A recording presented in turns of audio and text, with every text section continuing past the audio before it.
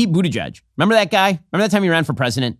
And then he was like a gay mayor? And everyone's like, wow, that guy's gay and he was a mayor. Probably he should be president. And then it turned out nobody actually thought that, so he wasn't. Remember that? And then they made him Secretary of Transportation because he likes choo-choo trains and airplanes. A thing he literally said in his acceptance speech for Secretary of Transportation. Well, he appeared on national TV to be a dullard bureaucrat. He's a smart guy, his raw IQ points, Pete Buttigieg, but apparently has no common sense at all. So he is face-planted on Face the Nation when he is asked a simple question, which is the Biden administration has allocated literally hundreds of billions of dollars to do things like build green charging stations across the country. You guys have built like 7 of them. What happened? The Federal Highway Administration says only 7 or 8 charging stations have been produced with a $7.5 billion investment that taxpayers made back in 2021. Why isn't that happening more quickly? So the president's goal is to have 500,000 chargers up by the end of this decade. Now, in order to do a charger, it's more than just plunking a small device into the ground. There's utility work, and this is also really a new category of federal investment. But we've been working with each of the 50 states. Every one of them is getting formula dollars to do this work, engaging them in the first handful, again, by 2030, 500,000 chargers. And the very first handful of chargers are now already being physically built. Okay, so you built 7. I mean, dude, 7? Really? I mean, I understand you took a long paternity leave and all, but 7? You're like $7.5 billion budget. You're like, what, $1 billion per charger? I feel like that's an overspend. Probably they should make this guy president. I love that whenever they go through the short list of people who should replace Joe Biden, Pete Buttigieg is on it. I mean, this party is a party of failing up. That is for damn sure. Kamala Harris has failed up her entire political career. And you're like, you know who else should maybe be president is like Pete Buttigieg, the worst secretary. You know how you know he's the worst secretary of transportation in modern history? Because you know his name. Quick, name the last 4 secretaries of transportation. You can't, because that is not an important position. Nobody pays attention to it unless you're screwing it up radically. But at least Pete Buttigieg still has a job, which is the important thing.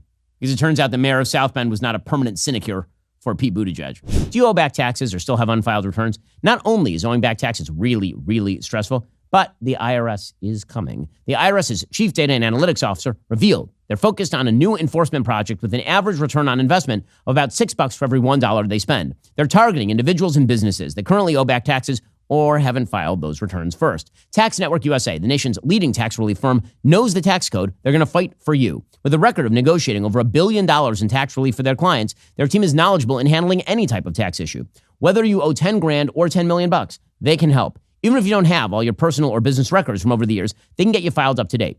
Facing the IRS without a professional is not a smart move. Contact Tax Network USA for the best strategic advice to help reduce or even eliminate your tax debt. Call today 1-800-245-6000 or visit their website at tnusa.com/Shapiro. They'll give you a free private consultation on how you can settle your tax debt today. That's tnusa.com/Shapiro, tnusa.com/Shapiro.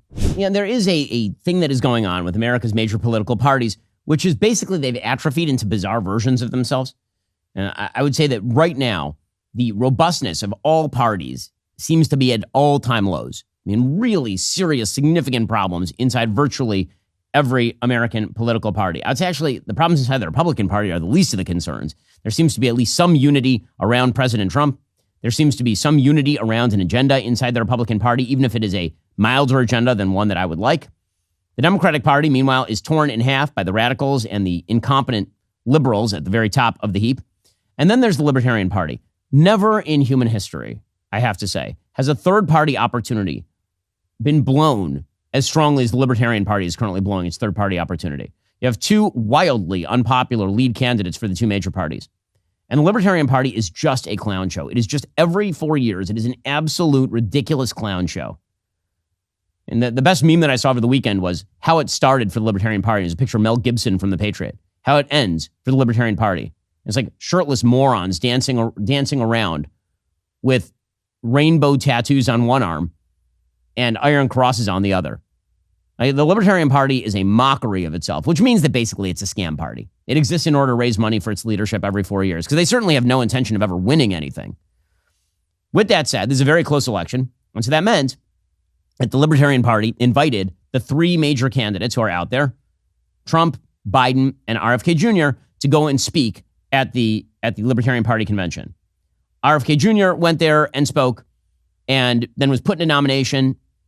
He didn't get the nomination. We'll discuss the person who got the nomination in a second.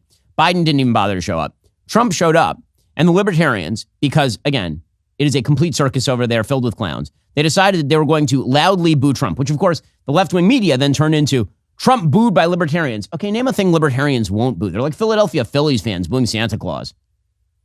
Libertarians are never for anything. They're against everything. They booed like Vivek Ramaswamy. Like they'll boo literally anyone.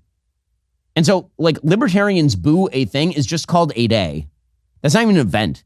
So Trump showed up. They started booing him. They should have been flattered that he showed up to the clown show anyway. That he was out there, trying to make waves with a crowd of useless doofy in their basements. And again, on economics, I'm pretty damn libertarian. The Libertarian Party is a full-scale disaster area clown show filled with idiots. And so they're booing Donald Trump. And I got to say, the media tried to play this as big L for Trump. I don't think so. Here is Trump going after the Libertarians. Trump will address the Libertarian Party and its national convention on Saturday. The Libertarian Party should nominate Trump for President of the United States. Whoa. That's nice. You can hear the loud boos in the crowd. Only if you want to win. Only if you want to win. Maybe you don't want to win. Maybe you don't want to win. They don't. Thank you, D-Roy. Thank you. No, only do that if you want to win. If you want to lose, don't do that. Keep getting your 3% every 4 years. Well, he's right. They'll be lucky if they get 3% with their actual chosen pick, a person named Chase Oliver. Chase Oliver is a far-left person when it comes to libertarian social policies. He supported the employer vax mandates, which is the least libertarian policy in human history. That is so non-libertarian. He is in support of the transing of the kids. He talks openly about sending kids to drag queen story hour. This is what's going to save the Libertarian Party. There are actual pictures of him, like with drag queens. He says the best way to export liberty is with an open border. With an open border. He was talking about dismantling border control. He says he should abolish ICE. He's in favor of Obamacare. He fundraised for Obamacare. This is the person the libertarians decide upon, which means that something fishy is happening with the Libertarian Party. Libertarians out there, stop giving your money and your time to a party that does not care about any of your principles and that is raising money to pay its own bills every 4 years. All they do is put useless candidates on the ballot every 4 years. The last even relatively interesting libertarian candidate was Gary Johnson. That was a long time ago. Chase Oliver? Seriously? You'd have been better off nominating no one than Chase Oliver. But this is where we are. This is where we are. Even the libertarians, it's the greatest opportunity any third party has ever been given. There's such an open race right now that RFK Jr., who until just recently was considered a pretty fringe political figure, is pulling 15 to 20% in many polls at this point. And the libertarians, who have ballot access in virtually all states, are nominating a dude who isn't going to win even 2% of the vote. Genius level, mind-exploding thoughts from the Libertarian Party and the insane clown posse of politics. Are you tired of the lies and the twists of the mainstream media talking points? Yeah, me too. Join me in my newest series, Facts, where I dismantle and bring truth to this tiring mainstream agenda.